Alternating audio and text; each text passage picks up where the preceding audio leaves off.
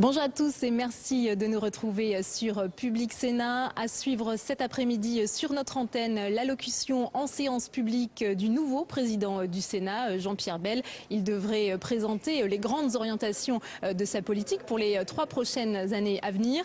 Cette allocution sera suivie d'un débat préalable au prochain Conseil européen.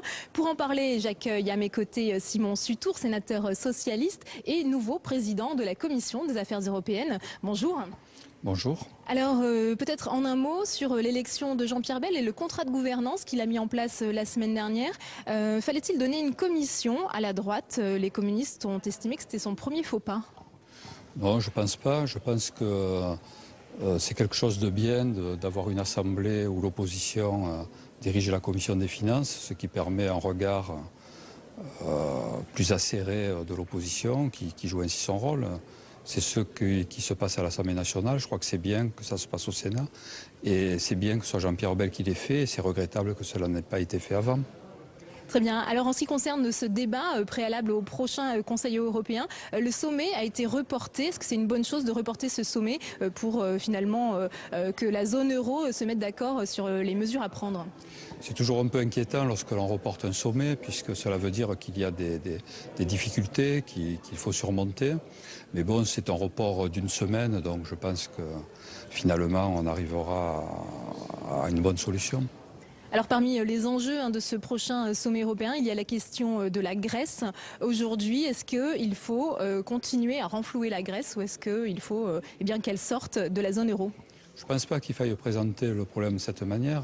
Nous avons la zone euro, dont la Grèce fait partie, et nous devons être effectivement solidaires d'un des membres de l'Union européenne qui est membre de la zone euro. Alors ensuite, il y a également la question de la recapitalisation des banques. Ce week-end, lors d'une rencontre entre Nicolas Sarkozy et Angela Merkel, les deux chefs d'État se sont prononcés pour une recapitalisation. Est-ce que c'est une mesure qu'il faut prendre rapidement pour rassurer les marchés ? Moi, je ne sais pas. J'ai l'impression que l'on court après les marchés, que l'on ne les rassure jamais, et qu'il y a beaucoup de réunions au niveau européen et qu'au bout du compte, on n'arrive jamais à des solutions. Donc peut-être qu'il faudrait faire plus simple et plus efficace. Alors que proposez-vous pour les banques qui sont quand même fragilisées? On a vu le démantèlement de Dexia. Les banques sont quand même dans une situation fragile. Les banques sont dans une situation fragile, mais c'est l'économie de manière plus large qui est fragile. Je pense que ce qui est important, ce serait la relance de l'économie et la relance de la croissance. Alors, comment on relance la croissance? Comment on relance l'économie? Peut-être en lâchant sur la consommation. Alors il y a également le vote aujourd'hui au Parlement de la Slovaquie pour renforcer le Fonds européen de stabilité financière. C'est le dernier pays qui doit donner son accord. Si la Slovaquie ne vote pas, qu'est-ce qu'il se passe? Ce serait ennuyeux, mais soyons optimistes. Je pense que la Slovaquie votera.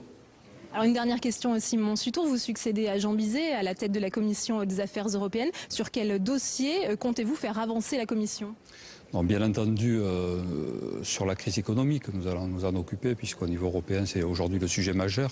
Mais nous sommes aussi en période de préparation budgétaire pour l'agenda 2020, et ça sera notre préoccupation principale dans l'année qui vient. En particulier, moi je suis un ardent défenseur de la politique régionale, de la politique de cohésion des régions intermédiaires, et ça sera un de mes axes forts d'action en tant que président de cette commission. Eh bien, merci Simon Sutour d'avoir répondu à nos questions. Je vous laisse regagner l'hémicycle du Sénat où, vous le savez, vous allez pouvoir suivre dans un premier temps l'allocution de Jean-Pierre Bel et puis ensuite ce débat préalable au Conseil européen. Très bonne séance à tous. La séance est reprise. Monsieur le ministre, mes chers collègues, le 25 septembre dernier, les grands électeurs nous ont adressé un message fort. Ce message, nous l'avons entendu. Un intérêt nouveau pour le Sénat est né dans le pays. À nous, en conséquence, de ne pas décevoir cette attente, de ne pas trahir cet espoir. Nous devons faire vivre le changement au Sénat. Nous voulons un Sénat ancré dans son temps et tourné vers l'avenir. Un Sénat qui privilégie le débat à l'affrontement, le dialogue au passage en force. Un Sénat qui n'est pas fermé sur lui-même, mais ouvert sur la société et ses nouvelles aspirations. Un Sénat respecté dans son rôle de législateur et de contrôleur de l'action de l'exécutif. La majorité assumera sa mission et l'opposition sera respectée. Je veux souligner à ce propos le caractère positif des contacts noués avec les présidents de groupe pour mettre en place la bonne gouvernance de notre Assemblée. Le dialogue entre le gouvernement et le Parlement, mais aussi entre les deux assemblées, sont des facteurs décisifs dans la recherche d'un bicamérisme assumé et équilibré. C'est un élément clé dans un contexte rendu difficile par la crise. À cet égard, j'ai rencontré la semaine dernière le président de l'Assemblée nationale, Bernard Accoyer, pour un premier entretien constructif. Nous avons décidé de nous voir régulièrement dans le même état d'esprit pour permettre la bonne marche des assemblées parlementaires. Mes chers collègues, je veux que notre Assemblée soit confortée dans ses prérogatives, restaurée dans son rôle de représentant des élus locaux et des territoires, rénovée dans son mode de fonctionnement. Je veux tout d'abord que le Sénat soit conforté dans ses prérogatives, tant législatives que de contrôle. Le Sénat devra d'abord être particulièrement attentif à la qualité et à la nécessité de la loi. La loi nécessaire, ce n'est pas la loi fait divers. Le gouvernement ne dispose plus que de la moitié du temps parlementaire.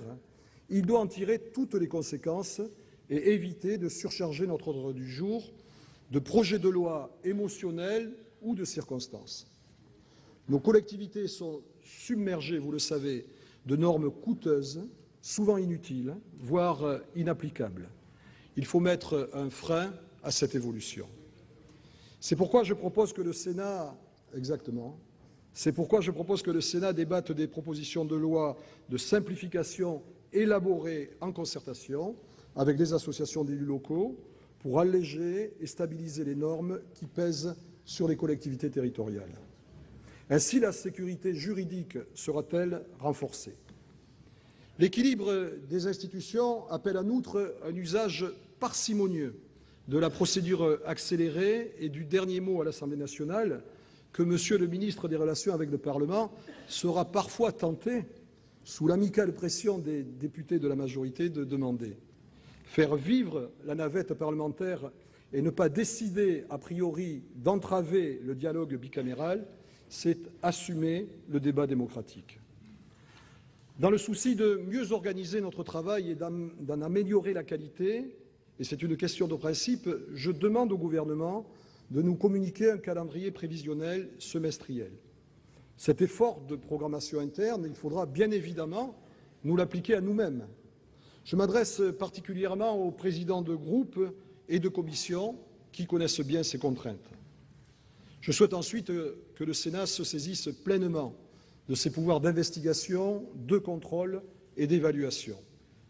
Le contrôle et l'évaluation des politiques publiques doivent être ambitieux, abriter des pressions des lobbies et des groupes d'intérêt, car les conflits d'intérêts sont incompatibles avec une démocratie moderne. Ils sont le contraire d'une république exemplaire. Dans le cadre des débats à venir sur le projet de loi relatif à la déontologie et à la prévention des conflits d'intérêts dans la vie publique, il me paraît indispensable que le conflit d'intérêts soit défini précisément.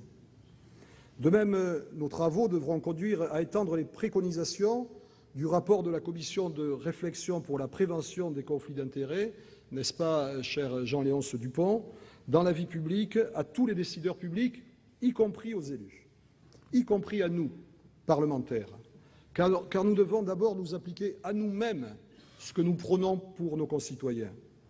Le Sénat doit être à l'écoute des attentes de nos concitoyens et en capacité de faire évoluer les administrations.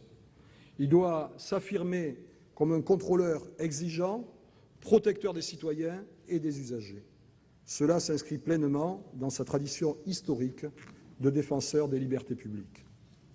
Enfin, le Sénat doit aussi s'adapter dans son organisation aux évolutions profondes de notre société, notamment en matière de développement durable.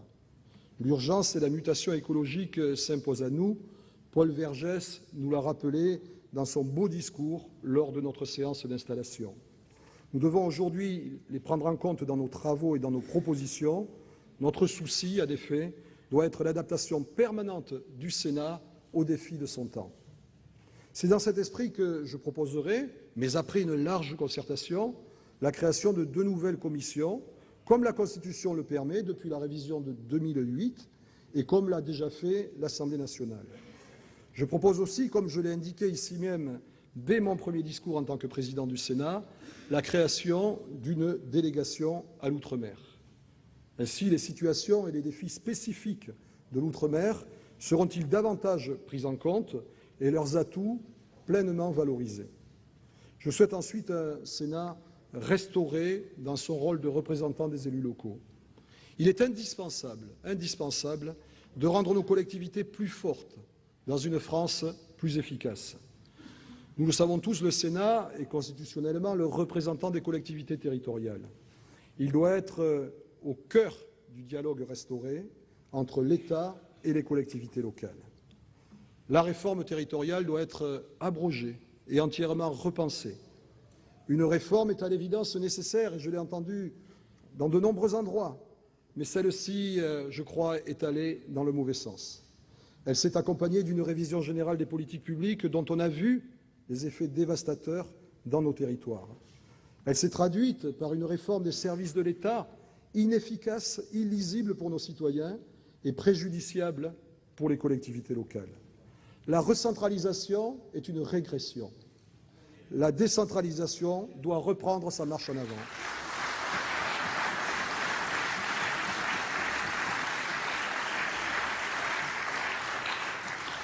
Je vous propose que le Sénat joue un rôle de premier plan dans cette relance de la décentralisation. J'ai même eu le sentiment, en fin de semaine dernière, que quelque chose avait changé en ce domaine. Lors de mon premier entretien avec le Premier ministre, je lui ai demandé de revoir le calendrier de la réforme de l'intercommunalité. François Fillon a indiqué, je le cite, que la procédure ne sera menée à son terme que lorsqu'une majorité claire des élus concernés se dégagera. Le gouvernement prend donc enfin conscience que l'on ne peut pas, sur cette question si sensible, passer en force. Ceci imposera de corriger la loi. Mais il faut bien entendu aller plus loin. Dès cet hiver, des états généraux des territoires, des élus locaux, pourraient être organisés par le Sénat.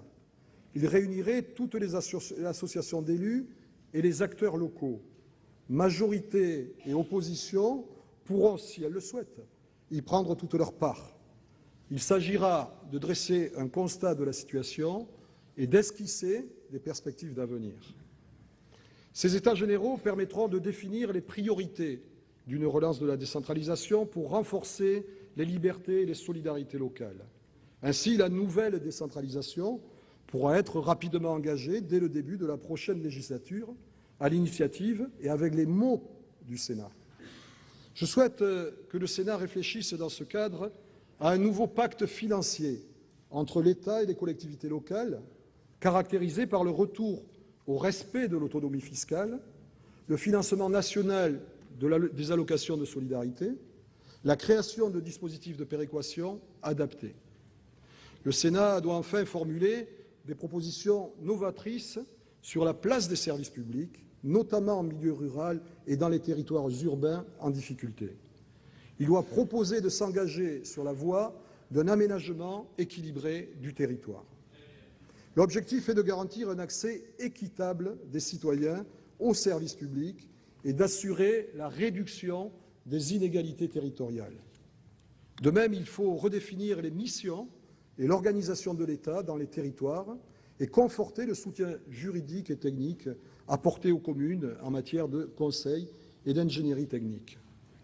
En bref, le Sénat devra être l'inspirateur et le garant de cette nouvelle gouvernance des territoires et de ce nouveau pacte de confiance entre l'État et les élus locaux. Je souhaite enfin un Sénat rénové dans son mode de fonctionnement interne. C'est le souhait de l'ensemble de la majorité dans sa diversité, vous le savez, composée de socialistes, de communistes, de radicaux de gauche, d'écologistes et d'autres, et c'est un souhait, je le crois, partagé sur tous les bancs de notre Assemblée. La nouvelle gouvernance mise en place par nos votes dans les commissions se caractérise par la volonté de donner sa juste place à chaque groupe et d'abord par le respect de l'opposition. C'est dans cet état d'esprit que nous avons souhaité que la commission des finances soit présidée par elle. De même, pour respecter cette diversité à laquelle nous sommes tous attachés, je vous proposerai de fixer à 10 le nombre de sénateurs nécessaires pour créer un groupe, de façon à traduire justement l'expression politique de notre Assemblée. La rénovation du Sénat doit être aussi visible. Nous connaissons le rôle qu'a joué à ce propos Public Sénat. Il nous faudra réfléchir ensemble aux moyens de mieux faire comprendre à nos concitoyens l'ensemble du processus d'élaboration de la loi et du travail parlementaire. Enfin, l'image de notre institution reste, hélas, encore trop dégradée et le train de vie du Sénat trop souvent stigmatisé, notamment par la presse. Il est nécessaire d'aller vers un Sénat que je qualifierais de plus modeste. Et nous ne devons craindre aucun regard extérieur, notamment celui de la Cour des comptes, sous réserve, naturellement, que les principes inhérents à la séparation des pouvoirs soient respectés. On ne manage pas une institution publique comme une entreprise. Cela ne veut pas dire qu'il ne faut pas une gestion rigoureuse, surtout dans ces temps de crise et de contraintes financières. Le bureau du Sénat avait envisagé, lors de sa dernière réunion, une augmentation du budget correspondant à l'inflation. Cela n'est plus possible aujourd'hui. Nos efforts doivent aller au-delà. Non seulement notre budget ne doit pas augmenter en valeur, mais je demande pour l'an prochain la préparation d'un budget réduit en volume. Pour cela, je souhaite engager dès maintenant une révision complète du programme très important de travaux qui avait été envisagé. Nous nous en tiendrons aux seuls travaux strictement nécessaires à l'entretien et à la préservation de ce magnifique patrimoine.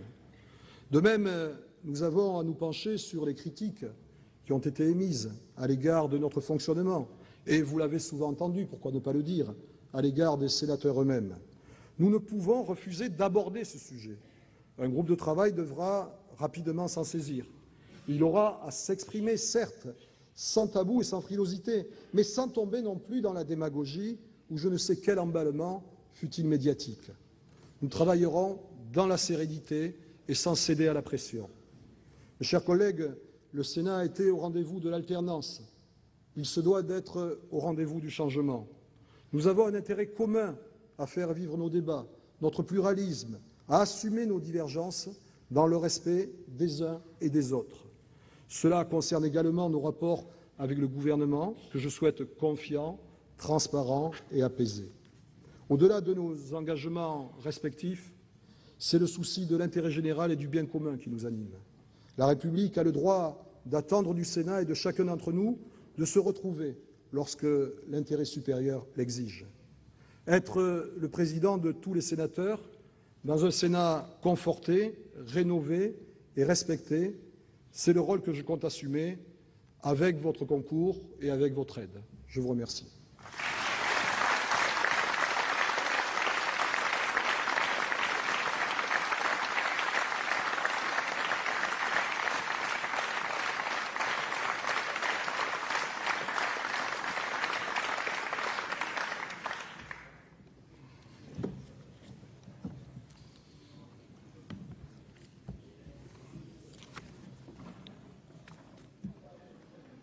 L'ordre du jour appelle le débat préalable du Conseil européen du 23 octobre 2011.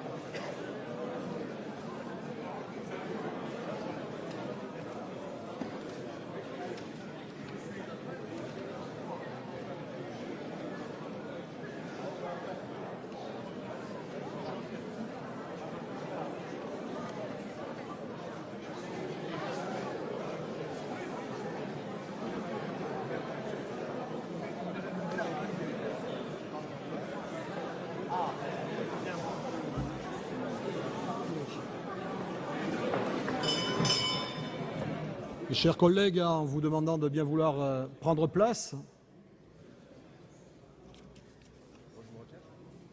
Donc j'ai indiqué que l'ordre du jour appelait le débat préalable au Conseil européen, qui, vous le savez, devait avoir lieu le 13 octobre et qui se déroule le 17 octobre, pardon, et qui se déroulera le 23 octobre. Alors, dans la discussion générale, la parole est à M. Jean Leonetti, ministre chargé des Affaires européennes. Vous avez la parole, Monsieur le ministre.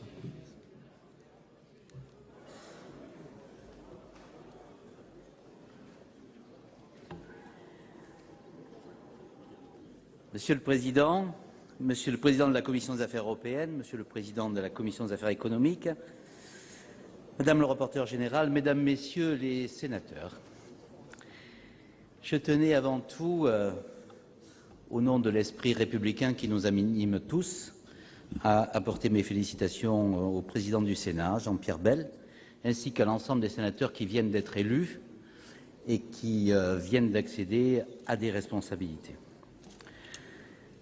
Vous le savez, les Conseils européens sont des rendez-vous majeurs. Ils sont des rendez-vous majeurs pour la France, ils sont des rendez-vous majeurs pour l'Europe. Ils définissent les grandes orientations de la politique européenne et permettent de prendre au plus haut niveau des décisions nécessaires, souvent courageuses, aujourd'hui indispensables. Dans les temps bouleversés que nous vivons, le Conseil des 23 et 24 octobre prend un sens particulier. Nous le savons tous, nous le sentons tous. L'Europe est à un tournant de son histoire, le monde est à un tournant de son histoire. Je vois dans ce qu'on appelle la crise la disparition d'un monde ancien et cette période intermédiaire qui va permettre l'élaboration et la construction d'un monde nouveau. Et donc, dans ces périodes de crises multiples, on peut toujours avoir l'angoisse, la peur de l'avenir. On peut aussi considérer que ce sont des moments d'opportunité, des moments d'espoir et des moments d'action. L'Europe sortira de la période actuelle plus intégrée, plus forte, grâce à un nouvel équilibre que nous devrions mettre en place entre la discipline budgétaire et la solidarité indispensable, entre la gestion rigoureuse et la croissance. Les débats du Conseil européen seront centrés, vous le savez, sur 3 thématiques: la gouvernance économique et la croissance de demain, le G20, au sein duquel la France et l'Europe ont un message fort à donner au monde, et le réchauffement climatique et la conférence de Durban. Sur la zone euro, la gouvernance économique et la croissance, vous le savez, le 21 juillet, les chefs d'État et de gouvernement ont pris des décisions importantes. Le Fonds européen de stabilité financière s'est trouvé renforcé, assoupli, capable d'intervenir désormais sur des rachats de dettes, sur la recapitalisation d'un certain nombre de banques et sur les marchés secondaires. Cette situation permet une réactivité indispensable dans la période que nous connaissons et nous sommes en train de créer donc un véritable Fonds monétaire européen. La gouvernance économique a également progressé avec l'adoption le 28 septembre par le Parlement européen et le 4 octobre par le Conseil de ce qu'on appelle le paquet de gouvernance économique, en anglais, et vous m'en excuserez, six-pack. Cette avancée majeure ouvre la voie à un autre modèle de gouvernance économique avec une surveillance et avec une alliance assez équilibrée entre la vigilance et la prévention et la correction des possibles anomalies macroéconomiques. Ce pacte de stabilité et de croissance a donc passé à une étape supplémentaire et elle est un des outils essentiels pour la gouvernance économique de demain. Je vous le dis à titre personnel, mais parce que c'est au fond de ma conviction, nous devons aller plus vite et plus loin. Renforcer le pilotage de la zone euro, et le président du Conseil fera connaître ses propositions dans les jours qui viennent, alors que la France et l'Allemagne, vous le savez, ont pour leur part rappelé ce dimanche qu'elles souhaitaient aller plus loin dans l'intégration économique de la zone euro. Elles avaient demandé le 16 août que soit reconnu le rôle spécifique des chefs d'État et de gouvernement, La présidence stable a été confiée à Herman Van Rompuy et il faudrait enfin renforcer les moyens dont disposent les ministres des Finances avec des rencontres régulières au niveau des chefs d'État.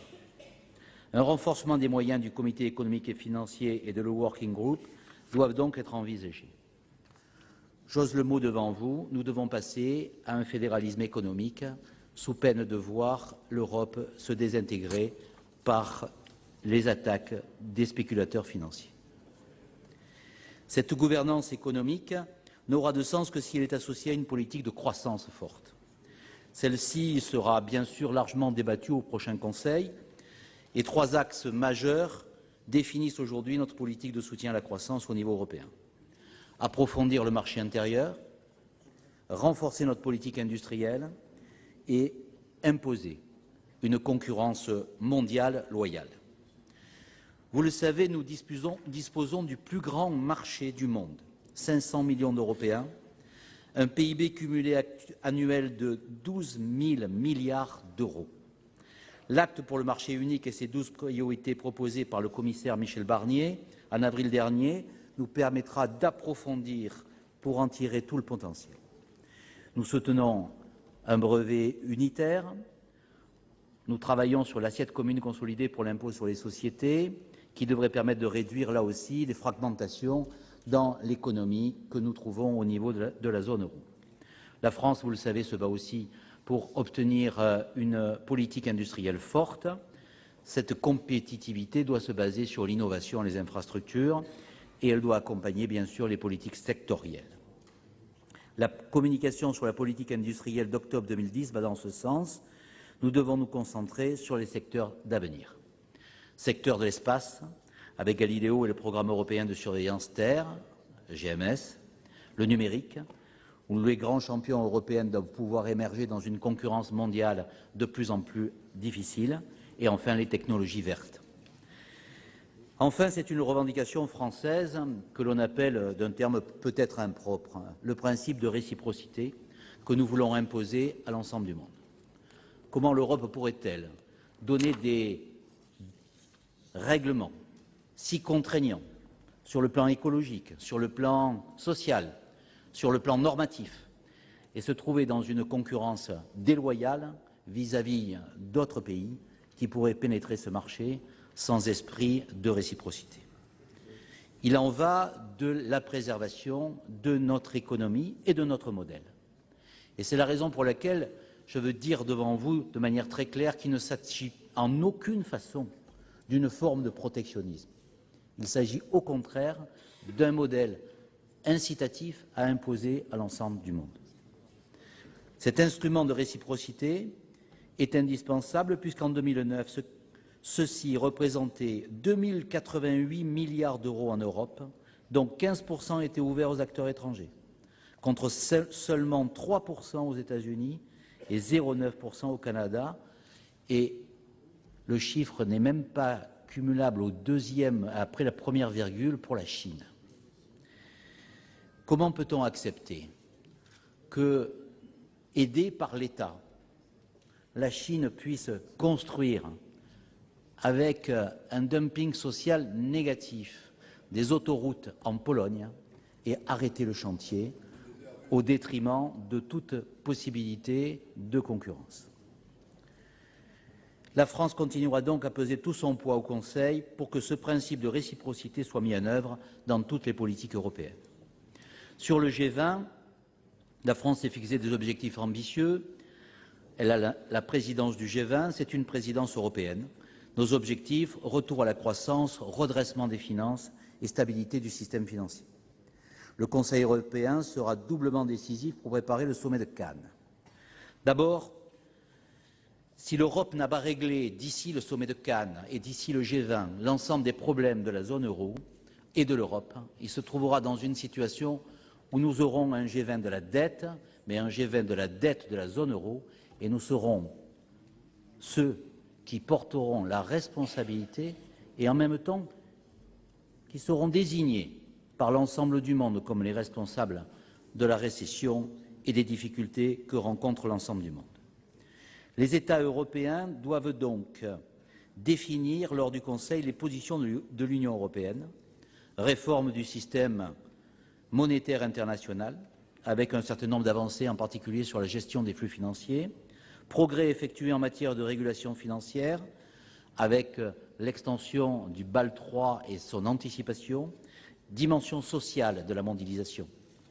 Comment pourrait-on considérer que le monde, l'Europe, ne parlerait que d'économie et de finances et n'aurait pas la capacité d'établir un socle indispensable de protection sociale envers les plus vulnérables et en particulier envers la jeunesse. Enfin, le domaine agricole est un domaine où la présidence française a marqué son impulsion, d'une part parce qu'il faut prévenir les crises agricoles et d'autre part parce qu'il faut une meilleure transparence de l'ensemble des stocks qui permettent justement de prévenir l'ensemble de ces difficultés. Enfin, le développement, particulièrement la sécurité alimentaire et les infrastructures, est un des éléments sur lesquels la France souhaite que ce sujet soit abordé. Je voudrais aborder très brièvement, et nous le ferons ultérieurement si vous le souhaitez, le problème de la taxation des transactions financières. On en parle depuis 20 ans. Il est temps de la mettre en œuvre, et il est temps d'accepter de la mettre en œuvre sans qu'elle soit universelle. Si les États-Unis n'y participent pas, il faudra le faire au niveau de l'Europe. Et si les seuls pionniers sont dans la zone euro, parce que la Grande-Bretagne ne souhaite pas y participer, il faudra bien avancer. Qu'est-ce que c'est qu'un bon impôt? C'est un impôt qui a une assiette très large et un taux très faible. Et on entend parler d'un taux qui pourrait être à 0,005. Croyez-vous franchement que si nous avions ce taux, on aurait un déplacement des places financières de Francfort à Hong Kong ou de Paris à Londres? Je crois qu'il faut avancer dans ce domaine parce qu'il y va aussi d'une certaine considération morale. Considérer que la transaction financière qui n'apporte rien à l'économie réelle, rien à l'humain, ne puisse pas être taxée et que cette taxation ne puisse pas venir en aide à un développement et à l'Europe, c'est une conception erronée et même c'est tourner le dos à ce que nous croyons et à ce que nous croyons pour l'Europe. C'est la raison pour laquelle le président de la République a souhaité, avec la chancelière, que cet élément soit ébauché et envisagé pour le G20 et il en sera donc ainsi. Le réchauffement climatique et la conférence de Durban est aussi une préoccupation française et une préoccupation européenne. L'Europe a toujours assuré une politique volontariste dans ce domaine. Le président de la République l'a manifesté. Sur le plan national, nous nous souvenons du Grenelle de l'environnement et sur le plan européen, le paquet énergie-climat. Le 20-20-20. 20% d'économies renouvelables, 20% de moins de gaz à effet de serre, 20% de meilleure efficience sur le plan de l'énergie. Ces trois éléments à objectif 2020 ne peuvent pas être autre chose qu'un coup d'épée dans l'eau. L'Europe, c'est 11% des émissions. Si nous faisons seuls cette action forte, nous pénaliserons nos entreprises et nous n'aurons pas d'efficacité sur le plan international, sur le plan écologique. C'est la raison pour laquelle nous souhaitons qu'après les règles du Kyoto qui expirent en 2012, Durban constitue un moment capital pour préparer l'après-Kyoto. Il convient, bien entendu, de donner un contenu opérationnel aux accords de Cancun, notamment le mécanisme de suivi des engagements et la mise en place du Fonds vert et des financements innovants. Il s'agit aussi, bien sûr, d'évoquer le futur système de réduction des émissions de gaz à effet de serre et de faire en sorte qu'on évolue vers un système qui soit clair, contraignant et universel. Répondre à ce défi est vital. Il y va là non pas de l'économie générale, il n'y va pas non pas de les équilibres socio-économiques, il y va de l'avenir de la planète. Vous le voyez, dans la situation dans laquelle nous nous trouvons, l'Europe n'a pas d'autre choix que d'avancer. L'Europe n'a pas d'autre choix que de franchir une étape décisive qui nous permettra justement de valoriser et de prôner les valeurs qui sont les valeurs européennes de solidarité, de liberté et de démocratie. Merci, Monsieur le Ministre. La parole est à présent à Monsieur Simon Sutour, président de la Commission des Affaires européennes, pour 8 minutes.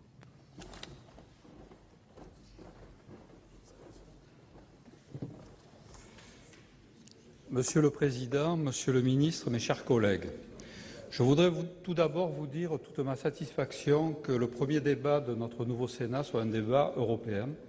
Je voudrais aussi vous dire toute ma satisfaction que ce débat ait lieu dans l'hémicycle, ce qui parfois avait été contesté. On parlait même de petit hémicycle, mais ce n'est pas l'hémicycle. Et puis, l'horaire est particulièrement satisfaisant. Nous avions plutôt l'habitude d'être relégués très tard en fin de soirée. Donc, plusieurs motifs de satisfaction, Monsieur le Président. Il y a un ordre du jour théorique du prochain Conseil européen arrêté depuis plus d'un mois. Mais nul doute que le sujet principal sera une fois de plus la crise financière qui ne cesse de rebondir. Personne ne reprochera au Conseil européen, bien au contraire, de donner priorité à cette question qui domine l'actualité. Mais cette situation montre que l'Europe ne parvient pas à être maîtresse de son destin. La crise financière est partie des États-Unis, elle s'est communiquée à l'Europe, puis elle est devenue une crise des dettes souveraines dont l'Europe est l'épicentre. L'Europe réagit plus vite qu'elle n'agit. Elle part au plus pressé et des décisions présentées comme suffisantes sont remises en question avant même d'être en vigueur. Le plan adopté le 21 juillet dernier vient à peine d'être approuvé par tous les parlements concernés. Il y a encore un parlement qui se prononce au moment où je m'exprime. Et déjà, il est question de nouvelles mesures pour soutenir les banques et pour transformer le rôle du Fonds européen de stabilité financière. Il est clair que les décisions prises en commun ne parviennent pas à recréer durablement la confiance. Il manque à l'Europe une force d'entraînement, un centre politique clairement identifié qui donne le sentiment qu'on sait où on va et qu'il y a une cohérence entre ce qui est approuvé à Bruxelles et ce qui est mis en œuvre par les États. Qui peut aujourd'hui véritablement parler au nom de la zone euro? Pour M. Barroso, c'est la Commission, sous le contrôle du Parlement européen, qui doit être le véritable gouvernement économique de l'eurozone. Mais cette revendication se heurte au fait que la Commission et le Parlement représentent collectivement les 27 pays membres, dont 17 seulement appartiennent à la zone euro. Il faudrait une capacité de décision propre à l'eurozone. Aujourd'hui, la seule qui existe est celle de la BCE. Une autre solution possible serait celle préconisée par l'accord franco-allemand du 16 août dernier. Un gouvernement économique qui serait la réunion des chefs d'État et de gouvernement de la zone euro, avec la même présidence que le Conseil européen. C'est une solution qui n'est peut-être pas idéale, mais qui a l'avantage d'être immédiatement réalisable et d'être adaptée à la situation spécifique de l'eurozone. Cependant, depuis l'annonce du 16 août, on attend toujours que cette solution se confirme et se concrétise. J'ajouterai qu'on ne voit pas non plus quel est le fil conducteur des décisions. Le 21 juillet, on nous a expliqué que le secteur privé, c'est-à-dire les banques, devait participer au sauvetage de la Grèce en acceptant une décote sur les titres de la dette grecque, mais aussi en achetant de nouveaux titres lorsque les actuels viendraient à échéance. Maintenant, on nous explique qu'il faut recapitaliser les banques européennes, notamment parce qu'elles sont fragilisées par la possession de titres de dette publique. Il est difficile de trouver une cohérence entre ces priorités successives. De même, les experts annonçaient à la fin du mois dernier qu'il y avait urgence, que la Grèce allait faire défaut début octobre. Et maintenant, on nous annonce qu'on peut attendre encore avant d'accorder les fonds, alors même que la situation budgétaire de la Grèce continue à se détériorer. Les rumeurs et les annonces se succèdent et ce que les citoyens européens en retirent, c'est un sentiment de confusion et d'absence de perspective, conduisant à un pessimisme de plus en plus profond. La seule chose qui a été clairement décidée par l'Union, c'est le durcissement du pacte de stabilité, avec notamment des sanctions plus automatiques qu'auparavant pour les États en déficit excessif. Lorsque cette question a été abordée au sein de notre commission des affaires européennes, et je prends à témoin Jean Bizet, nous avons été nombreux à être sceptiques sur ce renforcement du volet répressif. Face à une situation de surendettement, la priorité doit-elle être d'infliger une amende ou des amendes? Le renforcement du volet préventif du pacte est un aspect plus intéressant, avec notamment l'idée qu'il vaut mieux coordonner les politiques budgétaires et corriger en temps utile les déséquilibres macroéconomiques. Mais la véritable prévention, me semble-t-il, ce serait de redonner à l'Europe des perspectives de croissance, au lieu d'annoncer uniquement toujours plus d'austérité et de rigueur. Monsieur le ministre, je sais que votre spécialité est la cardiologie plutôt que la psychanalyse. Mais je voudrais néanmoins vous rappeler une histoire que Freud raconte dans un petit ouvrage intitulé « Malaise dans la civilisation ». Il s'agit de l'histoire d'un paysan avare qui, chaque jour, donne un petit peu moins à manger à son âne.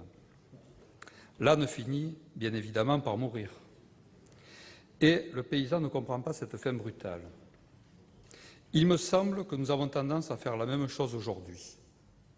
Nous prenons partout en Europe des mesures d'austérité, la croissance diminue, les recettes fiscales baissent, et pour arriver à réduire quand même les déficits, nous prenons des mesures d'austérité supplémentaires. On ne voit pas le bout de cette spirale.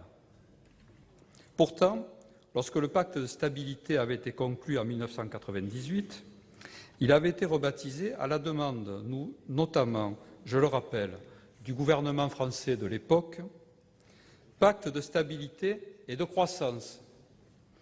Il semble que cette deuxième partie soit aujourd'hui bien oubliée. Or, si rien n'est fait pour recréer des anticipations de croissance, il va être extraordinairement difficile de réduire les déficits accumulés. Et nous verrons des tensions de plus en plus fortes au sein de nos sociétés.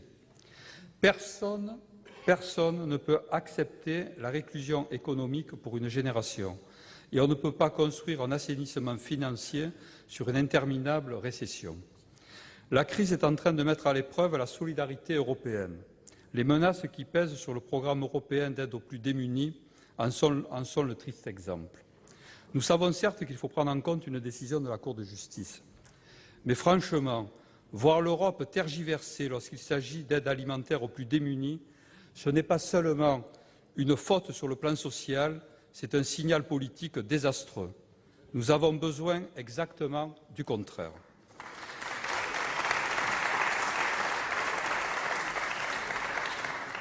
Face à la crise, l'Europe a besoin de plus de solidarité. Elle a besoin de plus de solidarité sociale à l'intérieur des États. Elle a besoin de plus de solidarité entre les régions. Et c'est pourquoi il est nécessaire que dans le prochain cadre financier, la politique régionale, Monsieur le Ministre, dispose de moyens suffisants, notamment au profit de la nouvelle catégorie des régions intermédiaires dont le Sénat soutient la création. Je rappelle à cet égard, Monsieur le Ministre, le vote unanime d'une proposition de résolution par notre Assemblée dans ce sens. Enfin, l'Europe a besoin de plus de solidarité entre les États, car si nous ne montrons pas que nous sommes déterminés à agir dans l'intérêt commun, nous verrons la spéculation traiter les États comme des dominos et nous finirons par être tous perdants. Pour conclure mon propos, je voudrais rappeler une formule d'un philosophe. J'avais commencé par un psychanalyste, je finis par un philosophe, en passant par un cardiologue, d'un philosophe Karl Popper, qui disait « Les hommes n'ont pas besoin de certitude, mais ils ont besoin d'espoir. » Aujourd'hui, les Européens ont besoin de regarder au-delà de la crise. Le Conseil européen ne peut pas leur donner des certitudes, mais il doit leur redonner des raisons d'espérer. Je vous remercie.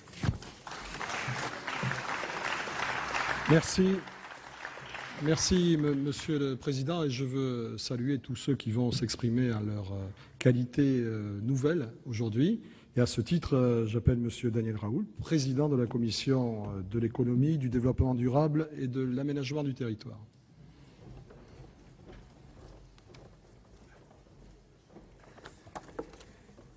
Merci, Monsieur le Président, Monsieur le Ministre, mes chers collègues. Le prochain Conseil européen doit aborder la politique économique extérieure commune, c'est-à-dire la question des relations commerciales, monétaires et financières que l'Union européenne entretient avec les pays tiers.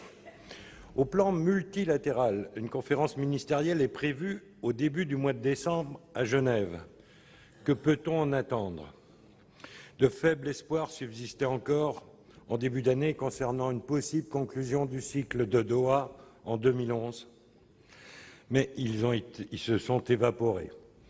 Dans ce contexte, si elle se contente de constater le blocage des négociations et de répéter les incantations rituelles sur la nécessité de conclure Doha rapidement, la ministérielle de décembre risque d'être à nouveau un sommet pour rien. Or, je ne pense pas qu'on puisse se satisfaire de cette situation.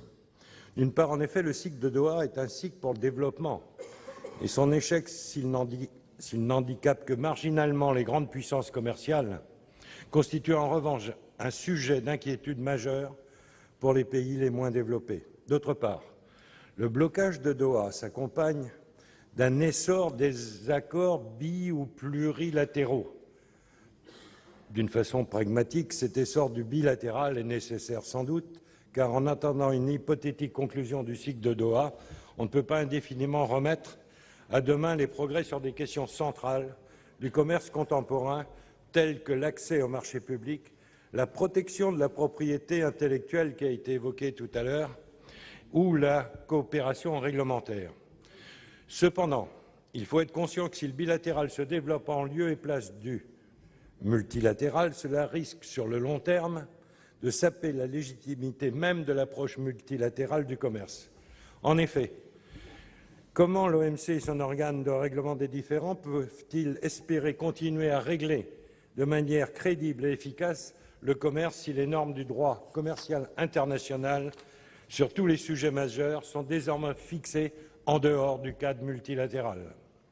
Le développement des accords bilatéraux ne doit donc pas nous détourner de faire des propositions nouvelles pour conclure le cycle de Doha, et le prochain Conseil européen doit être l'occasion de réfléchir aux moyens d'avancer dans ce sens. On peut en tous les cas essayer. En tout état de cause, l'Europe a déjà fait preuve de beaucoup de bonne volonté pour faciliter la conclusion du cycle. Elle est allée, je pense, à la limite de ce qu'elle pouvait concéder, notamment dans le domaine agricole. Mais des initiatives concernant les enjeux et la méthode des négociations restent sans doute encore envisageables, en particulier en ce qui concerne les enjeux du cycle en cours. Ceux-ci se sont focalisés sur le triptyque soutien à l'agriculture, au marché agricole, accès au marché pour les produits non agricoles. La restriction du champ des discussions à ces thèmes était conçue comme un moyen de ne pas alourdir les négociations et de faciliter ainsi leur conclusion. Je regarde notre collègue Jean Bizet, c'est bien ce qu'il nous avait vendu à l'époque. Cela pouvait sembler de bon sens. A priori, moins il y a de sujets sur la table, plus il est facile de trouver un consensus, en théorie. Avec le recul, on peut se demander cependant si c'est le cas. Et au contraire, si ceci n'a pas contribué à gripper la machine. En effet, dans le jeu complexe du donnant-donnant ou du win-win, que constituent des négociations commerciales internationales, un gain dans un domaine se paye de toute façon d'une concession dans une autre. Or, il n'est pas certain qu'il y ait aujourd'hui suffisamment de grains à moudre à Doha pour rendre possible des concessions nouvelles mutuellement profitables à toutes les parties. Comme je l'ai indiqué, les intérêts majeurs des grandes puissances commerciales développées ou émergentes portent aujourd'hui sur des thèmes situés en dehors du champ de Doha. Une concession sur un des sujets de Doha ne peut, par conséquent, ne pas être compensée par une avancée symétrique sur un autre thème, puisque toutes les avancées intéressantes sont situées en dehors. Il faut donc réfléchir aux moyens de débloquer le jeu. J'en viens maintenant au deuxième volet de l'agenda commercial européen, à savoir le volet bilatéral. Vous le savez, le trimestre qui commence sera riche en rendez-vous importants. Sommet Union européenne-Chine en novembre, sommet Union européenne-Ukraine, Union européenne-Russie, Union européenne-États-Unis en décembre. Avec tous ces acteurs importants du commerce mondial, qui sont aussi des concurrents redoutables pour nous, l'Union européenne est aujourd'hui engagée dans ces négociations bilatérales. Or, il faut que le principe de réciprocité dans l'ouverture des marchés soit l'objectif premier qui guide ces négociations. Ce principe est certes affiché clairement dans la stratégie européenne depuis avril 2007 par la Commission européenne. On peut se féliciter que l'Union européenne ait enfin défini sa stratégie commerciale autour de la notion de réciprocité, même si on peut regretter le caractère un peu tardif de sa prise de conscience.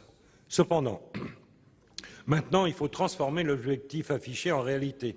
Il en va de la croissance et de l'emploi sur notre continent. Pour mémoire, rien qu'avec la Chine, le déficit commercial de l'Union avoisine actuellement 170 milliards d'euros par an. Et même, la situation de l'Allemagne n'est guère meilleure que celui de la France. Combien d'emplois perdus représente un tel déficit commercial? Donc, nous devons rééquilibrer les échanges vers plus d'équité dans les concessions. Je voudrais simplement illustrer les enjeux de cette question avec l'exemple de l'accès au marché public. L'Union européenne a donné accès à 85% de ses marchés publics aux entreprises des pays tiers dans le cadre de l'accord AMP de l'OMC. Or, nos partenaires sont beaucoup plus restrictifs. Les États-Unis, tout en étant partie prenante de cet accord, excluent certains marchés publics au niveau fédéral, notamment dans le domaine de la défense. Et vous avez tous en tête un marché dans le domaine de l'aéronautique. Au niveau fédéré, 13 États américains appliquent une exclusion complète de l'AMP et 37 autres l'appliquent en excluant les secteurs sensibles tels que l'acier de construction en Pennsylvanie. Le Japon n'est pas plus vertueux, puisque seuls 25 milliards d'euros de marché public sur un total de 570 sont ouverts aux concurrents étrangers, avec en particulier une exclusion totale dans le domaine ferroviaire. On peut se demander pourquoi. Quant à la Chine, elle n'est même pas partie à l'accord sur les marchés publics. Son offre d'ailleurs d'adhésion a été rejetée en raison de la faible ouverture qu'il proposait. Bref, il existe un déséquilibre manifeste dans ce domaine entre l'Europe et ses partenaires. On arrive parfois à des situations absurdes. C'est le cas de l'affaire Covec, une entreprise publique chinoise qui a remporté, ça a été évoqué par Monsieur le ministre, en Pologne un marché de construction d'autoroutes en présentant une offre tarifaire anormalement basse, alors même que ce projet était cofinancé par des fonds structurels européens. On est un peu masochiste, je pense, dans ces marchés publics. Dans ces conditions, le prochain Conseil européen doit être l'occasion de réaffirmer clairement l'attachement de l'Union et de la France à une ouverture équitable des marchés publics. Que cette ouverture soit acquise dans le cadre de l'AMP ou d'accords bilatéraux. Il importe également, pour répondre aux déséquilibres les plus manifestes, que l'Union adopte rapidement un outil lui permettant de se défendre contre des mesures protectionnistes d'États tiers et d'arrêter un désarmement unilatéral. La Commission européenne s'est engagée à proposer une mesure législative dans ce sens avant la fin de l'année. Nous serons très attentifs au suivi de cette affaire et nous veillerons à ce que cet outil proposé soit ambitieux, que nous ne soyons pas les dindons de la farce de l'accord AMP. Merci. Merci. La parole est à Madame Nicole Bricq, rapporteure générale de la Commission des finances. Monsieur le Président, Monsieur le Ministre, chers collègues, il est pour le moins étonnant, Monsieur le Ministre, de tenir un débat aujourd'hui pour préparer un sommet qui vient d'être reporté et dont on ne connaît plus vraiment l'ordre du jour, même si on s'en doute, et je vais par avance le préempter. Mais c'est vrai que depuis 3 ans, s'il n'est pas sûr, nous avons appris que le pire était possible. Alors si on a mauvais esprit, on se désolera que les dirigeants européens soient obligés de repousser les échéances pour tenter de se mettre d'accord. Mais si on garde l'optimisme comme cap, on espérera, avec vous tous, j'en suis sûre, que ce délai sera mis à profit pour élaborer un véritable plan de réponse global à la crise actuelle. Car la crise de l'euro est entrée dans sa phase la plus aiguë depuis que les premières craintes sur la Grèce se sont faites jour à la fin de l'année 2009. Je voudrais rappeler à notre hémicycle ce que nous a coûté l'indécision politique en mai 2010. Et nous connaissons ces jours-ci une crise, une situation qui combine à la fois les caractéristiques de la crise de septembre-octobre 2008, lorsque le marché interbancaire a pratiquement cessé de fonctionner, et celle du printemps 2010, lorsqu'il était question des conditions de financement des États de la zone euro et que ces États ont commencé à diverger dangereusement. Autrement dit, la crise de la zone euro, celle de l'indécision politique essentiellement, a engendré deux risques potentiellement systémiques. Une contagion à l'Espagne et à l'Italie, contre laquelle les outils dont nous disposons aujourd'hui seraient insuffisants, et une crise bancaire qui menace et deviendrait inévitable si la contagion à l'Espagne et l'Italie se produisait. Monsieur le ministre, je sais que vous n'aurez pas réponse à toutes les questions que je vais vous poser, mais je sais aussi que vous avez à cœur, et vous avez commencé de le faire dans votre intervention liminaire, de clarifier les enjeux devant le Sénat. Sur le sauvetage de la zone euro, pour que nous comprenions bien ce dont on parle, je souhaiterais, Monsieur le ministre, que vous puissiez nous expliquer ce que regroupe l'effet de levier qui semble être la solution préférentielle du président de la République et du gouvernement français dans les discussions qu'il a avec notre partenaire allemand, effet de levier dont il est envisagé de doter le FESF. Quel est le sens de cette formule? Quel serait le mécanisme juridique et quels seraient les montants en cause? Jusqu'à présent, la Commission des finances n'a pas reçu réponse à ces questions. Sur la recapitalisation des banques, quelles sont les options?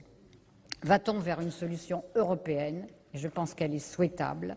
Ou bien fera-t-on comme en 2008, en sorte que chaque État gère ses problèmes? Pourquoi le recours au Fonds de solidarité pour recapitaliser les banques fait-il débat alors que cette option figure dans l'accord du 21 juillet? Cela laisse à penser que cet accord est obsolète. Il ne faut pas oublier que cette fois-ci, les conséquences de la crise bancaire sont beaucoup plus graves qu'en 2008, car les États n'ont plus guère de marge de manœuvre, sans compter que le soutien obtenu à chaud par les banques en 2008, et nous en avons ici le souvenir, sans contrepartie véritable, ne pourra plus se renouveler dans les mêmes conditions politiques. Nous voyons bien que les peuples grondent, et ils ont raison de le faire, dans l'état d'indécision où se trouvent les décideurs politiques. En tout état de cause, la méthode qui consiste à donner le sentiment d'aller vers la recapitalisation à reculons n'est-elle pas la pire, puisque l'on voit les différents gouvernements défendre un jour des solutions qu'ils rejetaient la veille?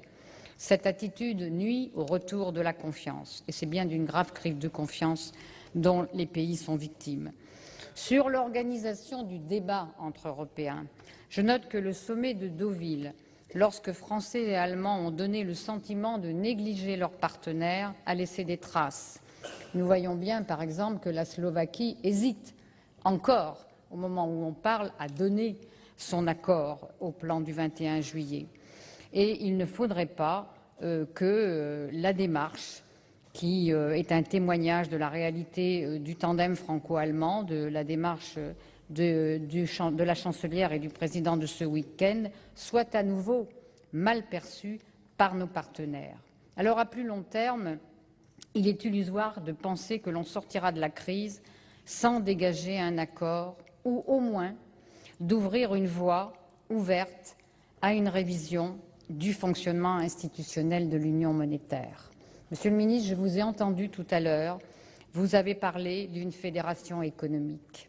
Je ne sais pas ce que recouvre ce terme, mais ce qui est sûr, c'est qu'une économie est toujours sous-tendue par une trajectoire budgétaire et par une stratégie budgétaire qui doit être consentie, ainsi qu'à une mutualisation des dettes souveraines. On assisterait alors, moi c'est ma conviction profonde, à un assouplissement des conditions de financement des États. Donc le nœud de l'affaire est quand même très politique, même si c'est à un horizon lointain, ces problèmes doivent être posés. Je sais qu'en France c'est difficile de le faire, mais il faut le faire, c'est ma conviction profonde. Alors évoquer la fédération budgétaire me conduit à évoquer, en passant, la question des ressources propres, souvent évoquée ici, du budget communautaire, et l'idée d'affecter à l'Union le produit de la future taxe sur les transactions financières. Alors il faudrait être très clair et lisible sur l'utilisation que l'on entend faire du produit de cette taxe. car beaucoup se souviennent qu'elle a été imaginée initialement pour financer l'aide au développement. Et Monsieur le ministre, vous avez parlé de 20 ans. Moi, j'ai le souvenir qu'en 2001, un texte a été voté à l'Assemblée nationale pour créer une transaction sur les mouvements financiers. Alors il faudra évidemment débattre du taux et de l'assiette. C'est bien beau de dire qu'on est d'accord avec nos partenaires allemands, mais tant qu'on n'a pas vu les conditions, cet accord reste quand même largement virtuel. Et en l'état actuel, qui pourrait se satisfaire d'une taxe qui ne s'appliquerait pas à l'une des principales masses de transactions, les dérivés sur devises? C'est une question essentielle, c'est le gros morceau. S'agissant des politiques budgétaires, les gouvernements semblent être les seuls à ne pas se préoccuper des effets récessifs de la mise en œuvre simultanée de politiques d'austérité dans les États européens. Notre collègue président de la Commission européenne, Simon Sutour, a fait très clairement allusion sur des ressorts de la croissance. Alors on arrive à un moment où ceux qui pourraient le faire des États ne le veulent pas et ceux qui voudraient le faire ne le peuvent pas.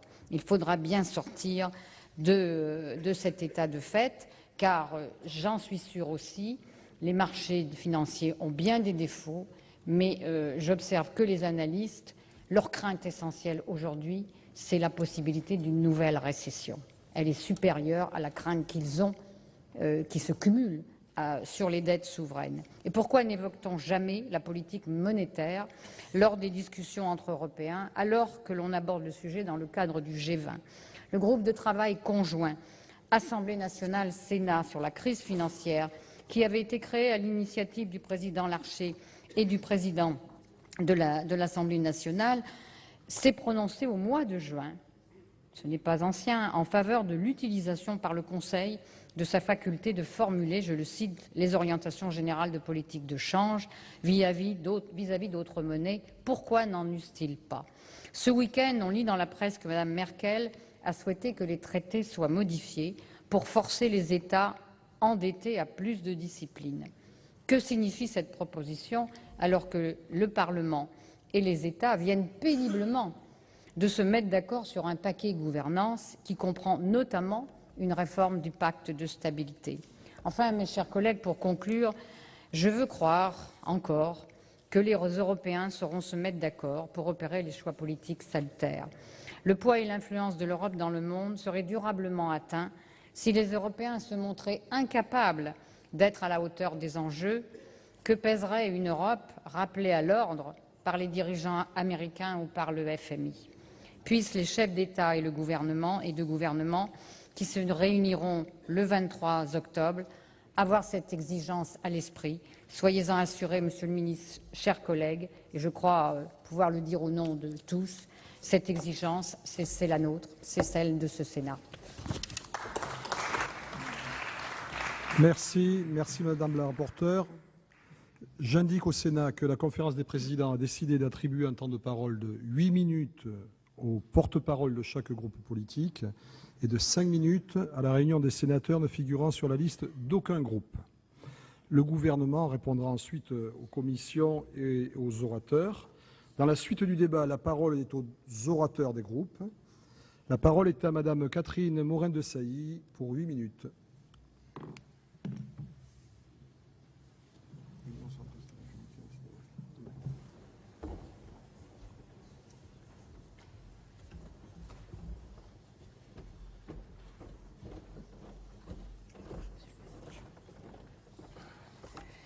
Monsieur le Président, Monsieur le Ministre, mes chers collègues, le Conseil européen qui se tiendra prochainement portera principalement sur la compétitivité économique de l'Union européenne au regard de ses partenaires et concurrents commerciaux dans le monde, ainsi que sur la définition de politiques de croissance pour l'ensemble de notre continent. En dépit d'un ordre du jour tourné résolument vers l'avenir, la réunion des chefs d'État et de gouvernement ne pourra se permettre d'omettre le présent et abordera nécessairement les questions pressées par l'incertitude du temps. L'Europe est parvenue à créer un modèle qui a vocation à inspirer l'ensemble des nations. La crise a pourtant révélé à quel point aujourd'hui le centre de gravité du monde tend à basculer des rives de l'Atlantique vers celles du Pacifique. À l'horizon 2050, l'Europe ne représentera plus que 30% de la richesse mondiale et 6% de la population mondiale. Dans un quart de siècle, 80% de la croissance mondiale sera tirée par les pays émergents. La compétition économique qui s'annonce nous oblige donc à doter l'Europe, d'ores et déjà, d'une vision stratégique d'ensemble, d'une marche vers la puissance, sans quoi nous serons soumis au condominium sino-américain. Notre continent souffre principalement d'un double déficit à cet endroit. Un déficit en matière d'investissement et de recherche, ainsi qu'un déficit lié à la volatilité et à la surévaluation de notre taux de change. Cette situation révèle d'autant plus les failles initiales de la zone euro que nous nous devons de combler au plus tôt. Une zone monétaire optimale ne peut conjuguer à la fois la libre circulation des capitaux, la parité fixe de son taux de change et l'indépendance de sa banque centrale. La variable d'ajustement de l'euro est sans aucun doute sa parité flexible. C'est pourtant celle-là même qui révèle les divergences de compétitivité entre les États membres. En effet, depuis 2008, la parité moyenne de l'euro par rapport au dollar a été de 1,45. Notre monnaie est structurellement appréciée au regard de nos partenaires commerciaux. Si un tel niveau nous protège relativement des hausses subites des prix des matières premières, et notamment du pétrole, il nous rend tout simplement moins compétitifs que nos voisins qui bénéficient de parités mieux ajustées. La flexibilité externe de l'euro est renforcée par le flou qui existe au cœur des traités européens. Si la répartition des compétences est claire pour les politiques monétaires et les politiques fiscales et budgétaires, la politique du change serait de la compétence partagée du Conseil et de la BCE.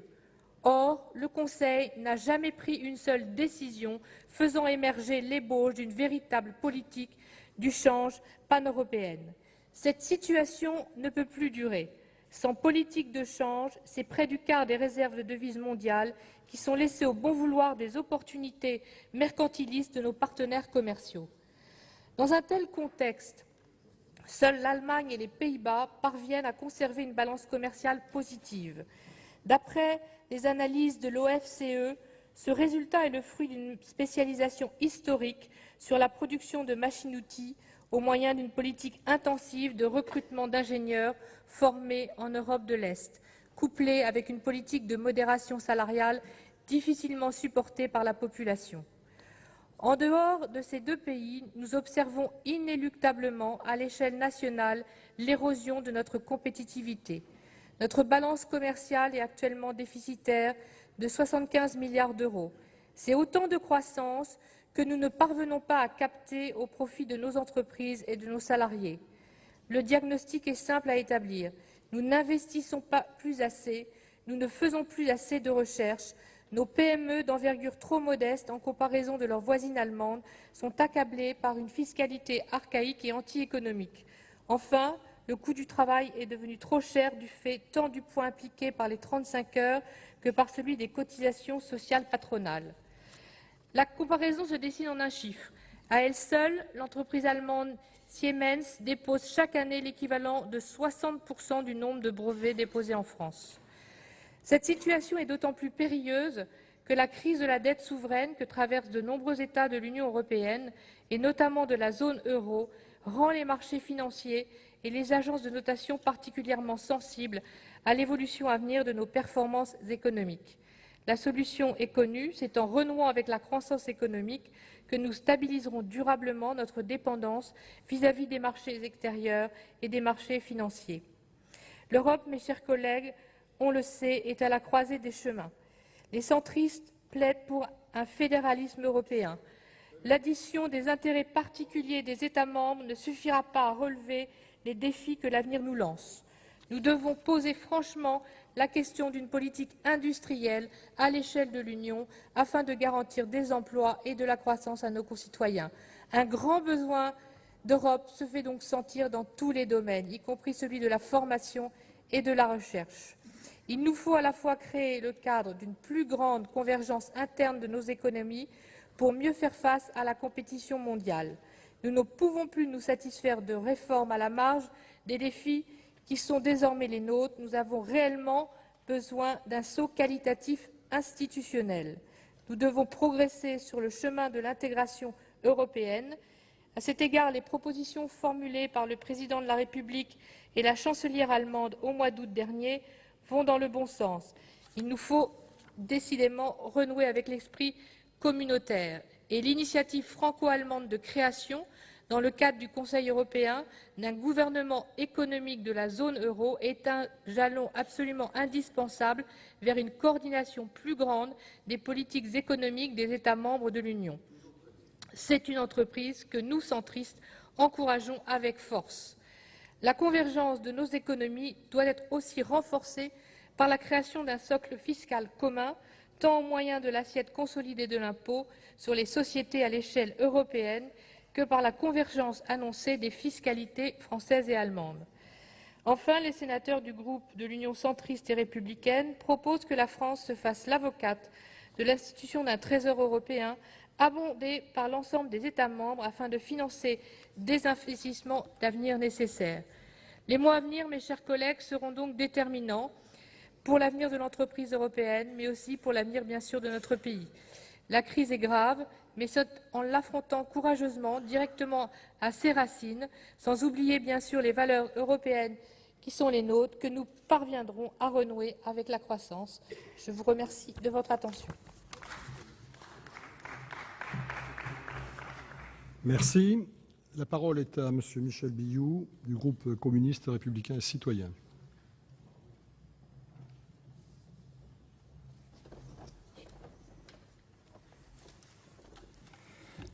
Monsieur le Président, Monsieur le Ministre, mes chers collègues, le principal sujet du prochain Conseil doit porter sur les moyens de faire face à la profonde crise financière qui secoue la zone euro à la suite des attaques spéculatives des marchés contre les banques et les économies des États. Cette discussion a été repoussée de quelques jours afin, semble-t-il, de pouvoir disposer de nouvelles conclusions sur la situation de la Grèce et la recapitalisation des banques. Monsieur le Ministre, c'est donc à ces questions cruciales que je consacrerai mes 8 minutes d'intervention pour vous faire part des remarques et des propositions du groupe communiste républicain et citoyen. À l'évidence, la profonde crise financière que subissent les pays européens, avec des conséquences désastreuses sur leurs politiques économiques et sociales, sonne l'heure de vérité de la construction européenne. Alors que la monnaie unique est gravement menacée, que la zone euro risque d'éclater, l'Union européenne est la seule zone économique qui ne se défende pas contre la spéculation des marchés sur la dette publique. À travers les différentes réunions qu'ils ont tenues ces jours-ci, les gouvernements et les instances de l'Union européenne ont donné le triste spectacle, par absence de volonté politique, de leur impuissance à régler la crise de l'euro, à lutter contre la spéculation des marchés, à stopper une probable contagion en cascade à la plupart des pays.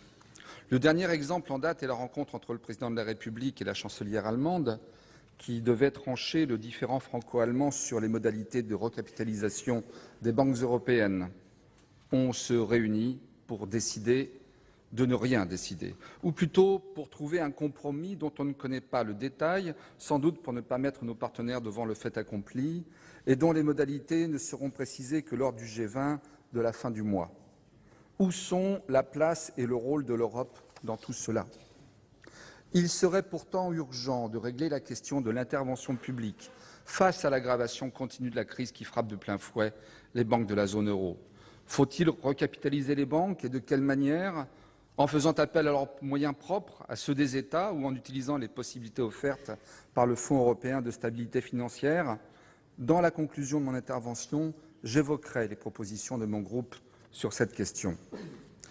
Au lieu de décider clairement et de façon cohérente, l'Union européenne persiste à prendre dans le désordre des mesures qui aggravent encore la situation. La façon de tenter de résoudre la crise grecque est à cet égard éclairante. Le plan dit de sauvetage du 21 juillet est déjà dépassé avant même d'avoir été adopté par tous les États membres. Le Parlement allemand l'a ratifié après de nombreuses incertitudes le 29 septembre et les Slovaques devraient être aujourd'hui même les derniers à le faire. Pourtant, l'Union européenne, le FMI et la BCE étranglent encore un peu plus ce pays en retardant et en conditionnant le versement de la 6e tranche du plan. Ces instances totalement sourde aux colères populaires, exige en outre qu'il accélère son programme de privatisation des services et des entreprises publiques, qu'il supprime 30 000 emplois de fonctionnaires, qu'il augmente les impôts pour les couches moyennes et qu'il révise à la baisse les conventions collectives du secteur privé. Rien que cela. Ces mesures ont ainsi pour effet d'asphyxier la croissance en diminuant les salaires, en réduisant la consommation intérieure et les recettes fiscales. Et de nombreux économistes ont constaté que la Grèce était déjà en récession et n'était même plus en mesure de ces nouvelles mesures d'hyper-austérité, d'imposer ces nouvelles mesures d'hyper-austérité. La récession grecque risque ainsi de contaminer maintenant plusieurs économies européennes. La succession des plans d'austérité les plus drastiques n'a pourtant aucune incidence sur la défiance des marchés, puisqu'après la Grèce et l'Espagne, les agences de notation Moody's et Fitch ont une nouvelle fois dégradé la note de l'Italie. Notre pays est lui-même menacé à cause de l'exposition de ses banques à travers des prêts hautement spéculatifs à la Grèce. Et maintenant, le démantèlement de la banque franco-belge Dexia et le renflouement de la partie française par l'argent public de la Caisse des dépôts et de la Banque postale illustrent brutalement combien la situation devient critique pour la France. Car votre gouvernement craint qu'un surcroît d'endettement ne nous prive de ce fameux triple A décerné par des agences de notation au service exclusif des marchés. Non, décidément, face à la gravité de cette crise, il ne faut plus tergiverser. Il faut prendre des mesures radicales pour empêcher les marchés financiers de détruire les économies des pays européens, faire preuve de courage politique pour mettre fin au laxisme de l'Union européenne par rapport au marché. Le débat qui a lieu autour de la recapitalisation des banques est ainsi fondamental. Que l'hypothèse de donner la possibilité au FESF d'emprunter directement à la Banque centrale européenne ne soit plus tabou montre combien il devient urgent de changer le statut de celle-ci et de modifier les traités européens dans ce sens. Pour renverser la situation et rendre possible une maîtrise politique des États sur des marchés financiers aveugles et égoïstes, il faudrait donc impérativement donner la possibilité aux États de recourir directement au crédit très bon marché de la BCE. C'est la seule voie pour stimuler l'économie en élargissant les investissements productifs utiles aux populations, dans les services publics, l'innovation et la recherche, la formation. C'est pourquoi nous préconisons de créer à l'échelle européenne un fonds de développement dont la logique différerait de l'actuel FESF et qui serait financé par la BCE, autorisé à prêter aux États à des taux d'intérêt très bas. Pour encadrer les initiatives purement spéculatives des marchés, il faudrait également parvenir à un accord avec nos partenaires européens permettant d'instituer une taxe réellement efficace sur les transactions financières.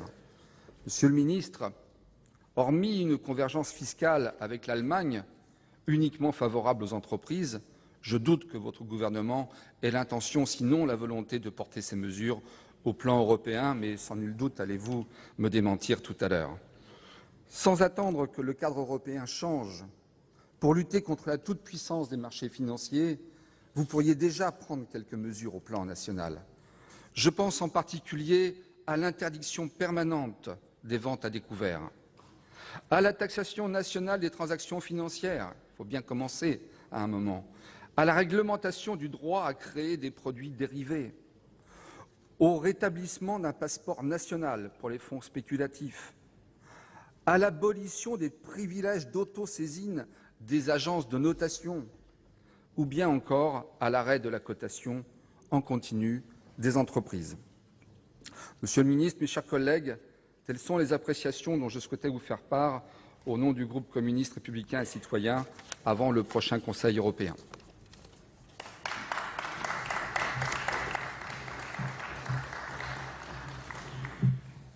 Merci.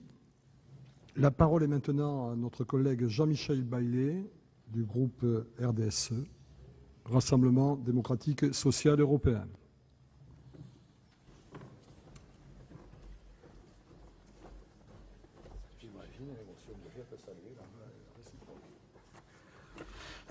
Monsieur le Président, Monsieur le Ministre, mes chers collègues, à l'issue de la visite du Président de la République, Nicolas Sarkozy, à la chancelière Angela Merkel. Dimanche dernier à Berlin, les deux dirigeants européens se sont prononcés en faveur d'une recapitalisation des banques européennes selon des critères communs. Ils ont même souligné à cette occasion, à plusieurs reprises, leur unité de vue sur les différents aspects de la crise financière, mais tout en évitant soigneusement toute annonce concrète, évoquant des, je cite, modifications importantes au traité européen allant dans le sens d'une plus grande, je cite toujours, intégration de la zone euro. Sans plus de détails, je vous laisse juge. Or, dans la situation que nous connaissons, mes chers collègues, Monsieur le Ministre, ce sont justement les détails qui comptent. Le temps des grandes déclarations, le temps des effets d'annonce est dépassé. Bien évidemment, chacun comprendra que cette entente affichée au sein du couple franco-allemand est nécessaire, notamment parce qu'il s'agit de rassurer les marchés sensibles ô combien depuis plusieurs mois. Mais cela signifie-t-il réellement que Paris et Berlin auraient réussi à surmonter leurs divergences, et en particulier sur le modus operandi? Une photo côte à côte ne suffit pas, nous le savons, à afficher la réalité d'un volontarisme politique. Et il en faut du volontarisme politique pour surmonter cette crise, car chacun sait que nos deux pays, finalement, ne s'accordent pas sur le rôle que doit jouer le Fonds européen de stabilité financière. Le vice-chancelier allemand et ministre de l'économie, il suffit de le lire ou de l'écouter, refuse même un soutien direct des banques par ce fonds de stabilité financière. Par ailleurs, la recapitalisation des banques pose question, pour dire les choses aimablement, Monsieur le Ministre. En effet, en 2008, elles ont bénéficié largement de sommes considérables d'argent public et certaines ont depuis réalisé des profits importants, même nous pourrions parler d'énormes profits. D'une certaine manière, coupables de beaucoup de nos malheurs, elles seraient, passez-moi l'expression, les premières blanchies. Il y a quelques semaines, elles jugeraient même que tout allait bien et qu'elles avaient réussi les fameux tests, les stress tests, haut la main. Il est vrai que depuis, le sort malheureux de Dexia a naturellement changé la donne. Car après des années d'abandon par les banques de toute règle prudentielle, des mesures fortes doivent être prises désormais, et il y a urgence, concernant la régulation et la supervision financière dont les défaillances multiples sont à l'origine de la crise actuelle. Nous réclamons depuis longtemps la séparation des activités de dépôt et des activités spéculatives des banques. De même, nous appelons de nos vœux la taxation des transactions financières. La Commission européenne a même présenté formellement, Monsieur le ministre, vous le savez encore mieux que les autres, une directive en ce sens. Certes, les taux lancés sont réduits, mais pour une fois, ne boudons pas notre plaisir. Quant à la recapitalisation généralisée des banques, n'est-elle pas une manière d'organiser une faillite ordonnée de la Grèce? À ce sujet, les dernières réunions de l'Eurogroupe laissent vraiment planer le doute, alors qu'ils sont dans un paquebot, disons-le au milieu d'une tempête.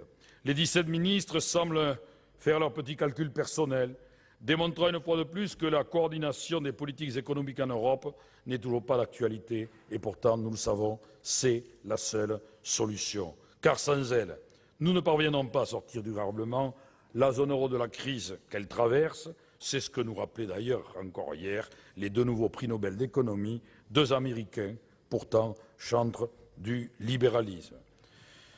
Depuis longtemps, mes chers collègues, l'Union européenne a malheureusement donné le sentiment d'hésiter, de douter, voire de renâcler à décider. Les mesures adoptées l'ont été sous la pression des circonstances plutôt que dans l'enthousiasme d'un projet tourné vers l'avenir, bref, sans aucune vision commune. Il est donc temps d'ouvrir les yeux. Cette crise n'est pas seulement financière, économique, avec ses conséquences sociales. Il s'agit bel et bien d'une crise de confiance politique, d'une crise d'absence de volonté politique, dont l'issue ne peut donc être que politique, même si je reconnais qu'il y a eu, c'est vrai, quelques avancées. Et le FESF en est une, mais pour nécessaire qu'il soit, l'accord du 21 juillet apparaît comme insuffisant, limité et, disons-le franchement, déjà dépassé. Car la crise d'hier n'est plus celle d'aujourd'hui et finalement tout le problème est là. Nous ne cessons d'être en décalage, en retard d'une ou plusieurs batailles et quand la violence des attaques spéculatives est brutale et les réponses des institutions économiques et politiques, finalement, ne sont pas à la hauteur de l'enjeu, faute de gouvernance commune. Seule une gouvernance économique et budgétaire commune, faisant pendant à notre monnaie commune, peut permettre à l'Europe et à la France de sortir de cette crise. Et c'est d'ailleurs unique au monde que de voir une zone économique commune qui n'a pas de gouvernance économique et budgétaire commune. Et les radicaux sont convaincus que la seule solution qui puisse permettre à l'Europe de combattre cette spéculation est de mutualiser les dettes souveraines et de recourir aux bons européens. Je regrette donc que la rencontre franco-allemande du mois d'août n'ait pas ouvert cette perspective. Plus exactement, elle l'a entrouverte avant de la refermer immédiatement. L'adoption, désormais actée, des 6 textes renforçant la gouvernance économique, et c'est vrai une avancée, puisque je réclame la gouvernance économique, je me réjouis quand des initiatives sont prises en ce sens, et d'ailleurs je rappelle que les radicaux l'appelaient depuis longtemps de leur vœu, mais c'est naturellement très insuffisant. Nous avons le sentiment que cette gouvernance s'inspire surtout d'une vision allemande à minima, c'est-à-dire réduite à la question du déficit. Finalement, le nouveau pacte de stabilité et de croissance est déséquilibré, il ressemble à une table branlante avec un pied plus court que l'autre. C'est en réalité un pacte d'austérité qui mettra inévitablement la croissance et l'emploi en berne. Voilà, nous quittons l'hémicycle du Sénat. Merci à vous d'avoir suivi cette séance. Pour la revoir, notre site publicsénat.fr. À suivre l'émission politique de la rédaction de Public Sénat, preuve par 3, avec comme invité ce soir Laurent Fabius. Très bonne fin de journée à tous.